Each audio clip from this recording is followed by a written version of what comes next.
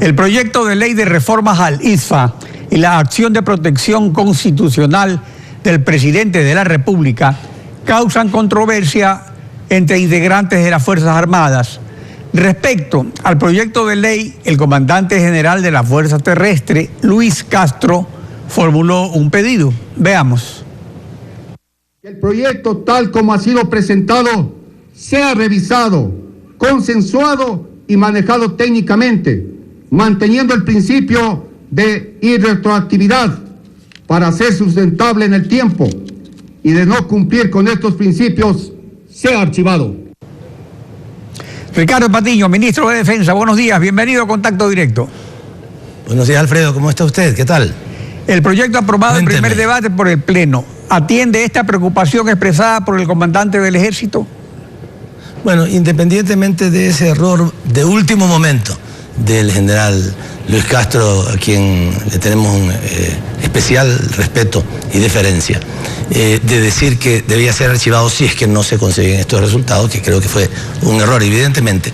Sin embargo, los temas que tienen que ver con la discusión amplia, suficiente, técnica y también de principios de justicia ha sido efectivamente hecha. Ayer tuve la oportunidad de reunirme en la noche justamente en la tarde-noche con el Consejo Ampliado de Generales y Almirantes y les he comentado sobre esto.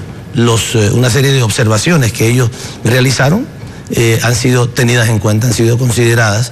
Ese es el papel que le corresponde al ministro de Defensa, no a que mucha gente vaya a la Asamblea a expresar los criterios, porque el personal de las Fuerzas Armadas es un personal no deliberante y por tanto tiene un canal a través del cual se comunican con el gobierno y con el Estado en general, que es el ministro de Defensa. Lo hemos hecho efectivamente, hemos tenido en cuenta una serie de sus observaciones y en función de eso el texto del primer debate incluye muchas de ellas y yo cumplo justamente con ser ese canal de comunicación y de discusión interna sobre esos temas. Y efectivamente eso así ha sucedido. Como argumento de legitimación del proyecto de ley, el gobierno insiste en que beneficia a la tropa. Sin embargo, el general José Luis Castillo, del Frente de Pensionistas y Defensa de las Fuerzas Armadas, precisó lo siguiente, veamos. A los que más perjudica es al personal de tropa de las Fuerzas Armadas. Aquí podemos ver en este cuadro que este es el nivel de impacto, de afectación, de decremento con el nuevo cálculo que es en base a las 60 últimas aportaciones. Si podemos ver en rojo el personal de tropa, aquí tenemos los suboficiales con una afectación del 12.6%, el personal de suboficial mayor con el 6%, los sargentos del 4.5%. Eso traducido a números, estamos viendo que de los 15.884 militares que actualmente estarían en condiciones de acogerse a esta ley, 13.704 que son el personal de tropa son los mayor afectados y con los mayores porcentajes de impacto. Este cuadro exhibido por el general Castillo es del ISFA y es una ampliación del cuadro exhibido antes por Mayerly Vázquez, presidente de la Comisión Legislativa, en cuanto a los datos que constan en ese cuadro de Mayerly Vázquez sobre la tropa. Por eso le pregunto, ministro, ¿es correcta esta observación? Mire, parecería ser que el general en servicio pasivo, José Luis Castillo, estuviera preocupado por el personal, por la tropa. No está preocupado por eso. Habría que preguntar también las razones de su salida de las Fuerzas Armadas. Nunca ejerció sus funciones porque no tenía ningún tipo de respaldo del Comando Conjunto, después de haber sido ascendido en condiciones un poco raras a general. No le dieron ninguna ocupación y tuvo que retirarse de las Fuerzas Armadas sin haber ejercido esas funciones. Y sí, él sí se retira, y eso es lo que está defendiendo con 4.238. Pero él no sería afectado según el proyecto porque no tiene efecto retroactivo, pero el asunto es el de la tropa. Así es. Lo que dice el cuadro. Así es, efectivamente. ¿Y qué es lo que sucede con la tropa? La tropa recibe, como recibe el conjunto de la población, una pensión que corresponde a los 5 mejores años. Comenzando incluso va a ser una aplicación progresiva. En el primer año va a recibir sobre los 12 mejores meses, luego sobre los 24 mejores meses, hasta el 5.º año que reciba sobre los 5 mejores años. Y va a recibir lo que no está recibiendo ahora, y eso se le olvida al señor general en servicio pasivo Castillo, que va a recibir un aumento anual en función de la inflación y que van a recibir todos los pensionistas actuales que no reciben actualmente ese aumento, porque ese aumento estaba destinado para otros menesteres. Preguntémosle a la tropa que está en servicio pasivo. Ellos sí están absolutamente de acuerdo con este proyecto de ley porque les va a significar un aumento regular y justo, que es ese es el sentido de la aplicación de este proyecto de ley a sus pensiones, igual que la van a recibir el personal de las Fuerzas Armadas que recibe pensiones que no exceden el límite que recibimos los civiles en el país. De tal manera que es hacer justicia, no es discriminar negativamente como alguna gente lo dice, es hacer justicia porque ahora la discriminación es absolutamente ilegítima para aquellos que tienen niveles de ingresos que no se corresponde con la realidad de este país. Porque además algo, Alfredo, que es sumamente importante decir, esos ingresos que reciben determinados miembros de las Fuerzas Armadas, particularmente la alta oficialidad, lo reciben con un subsidio del Estado, y el Estado, cuando ofrece subsidios, tiene que tener un sentido, en este caso un sentido de justicia social, en otros casos es para incentivar o desincentivar conductas productivas, etcétera. Pero en este caso es fundamentalmente para establecer que en nuestras condiciones de vejez, cuando ya nos retiramos de la vida activa, todos los ecuatorianos, no importa si fuimos militares, policías, médicos, barrenderos, abogados, periodistas, lo que fuera, cuando estamos en nuestra vida pasiva, tengamos una vida digna. Y todos, no solamente unos que tengan una vida de privilegio, sino que todos tengamos una vida digna y de equidad. Eso es lo que Ricardo, estamos construyendo. Y en cuanto a la sostenibilidad del proyecto que le preocupaba al comandante del Ejército, ¿también eso está asegurado con el aumento de los años de servicio? ¿No hay problema? Por supuesto que sí. Al aumentar los años de servicio que se aplicará para el personal nuevo que entre a las Fuerzas Armadas, va a mejorar un poco más el ingreso que ellos puedan dar para las pensiones del personal en servicio pasivo. Pero nunca va a poder sostener al personal pasivo. Esto es lo que se llama sustentabilidad o sostenibilidad. No será posible que jamás el personal activo lo haga al pasivo porque no dan los números.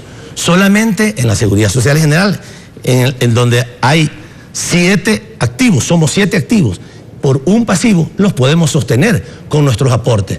Pero el personal de las Fuerzas Armadas y de la Policía no lo podrá hacer nunca, es imposible, porque no dan los números. Solamente bueno, por eso precisamente la Constitución establece el aporte del Estado, digamos, a la seguridad social, tanto general como civil y militar.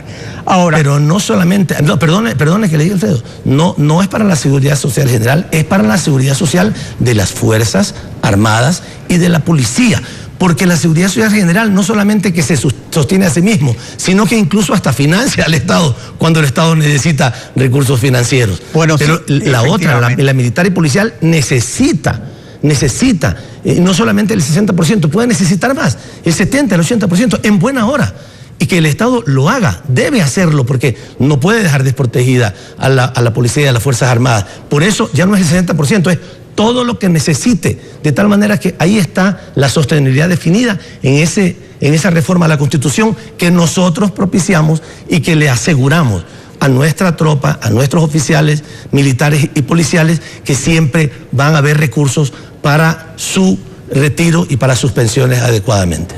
En cuanto a la acción de protección constitucional contra el Consejo de Disciplina de la Fuerza Naval por su interpretación del reglamento de disciplina, el general Wagner Bravo señaló que no se ha cumplido la primera disposición transitoria de la Constitución que ordena que en el plazo máximo de 360 días, contados desde la entrada en vigencia de la Constitución, esto es, desde el 20 de octubre de 2008, se aprobarán las siguientes leyes. Numeral 10, la ley penal y la ley de procedimiento penal en materia militar y policial. Esto debió hacerse hace 7 años. Alianza País se jacta con razón pues de haber dictado decenas de leyes. pero ¿por qué estas no se han expedido? ¿No están faltando en este momento? ¿No se está creando un vacío legal respecto a este tema de la disciplina? Bueno, hay algunos temas que no han podido ser atendidos, respecto a la Constitución. Como usted conoce, Alfredo, nunca se ha cumplido tanto estas disposiciones. En algunos casos ha habido boicot de otra gente, pero si es una disposición que falta de cumplir, hay que hacerlo. Pero ahí lo importante es el concepto que se debe de manejar. No, es que no hay duda, no puede haber duda sobre esto. La Constitución es clarísima, la Ley Orgánica de la Defensa es clarísima. El presidente es la máxima autoridad de las Fuerzas Armadas. No es un presidente desdoblado, como algunos quieren, algunos juristas, entre comillas, que veo que salen de la televisión y dicen, bueno, es la máxima autoridad en lo civil, pero en lo militar no tiene jerarquía. O sea que cuando el presidente le disponga al alto mando, necesitamos reforzar la frontera, el alto mando le podría decir, bueno, depende en calidad, perdone, sí. Es decir, depende en qué calidad usted me diga, presidente. Si usted me lo dice como máxima autoridad civil, le puedo atender los temas civiles, pero en lo militar nosotros no le obedecemos a usted porque usted no es nuestra máxima autoridad. Eso es un sinsentido, eso es violar flagrantemente la Constitución. La Constitución no dice el presidente es la máxima autoridad, en unos casos sí, en otros casos no. Dice es la máxima autoridad de las Fuerzas Armadas, sin distinción, sin medias tintas, sin que es parcial o no es parcial. Ya, ese es un argumento de peso, pero por otro lado es verdad que lo que hay es un reglamento sustitutivo de la disciplina militar que lo dictó incluso este gobierno, y no existe la ley específica. Y entonces se ocurre que hay casos, por ejemplo, el Consejo de Disciplina de la Fuerza Terrestre sí aceptan este argumento del gobierno. Este Consejo de la Fuerza Naval no lo acepta.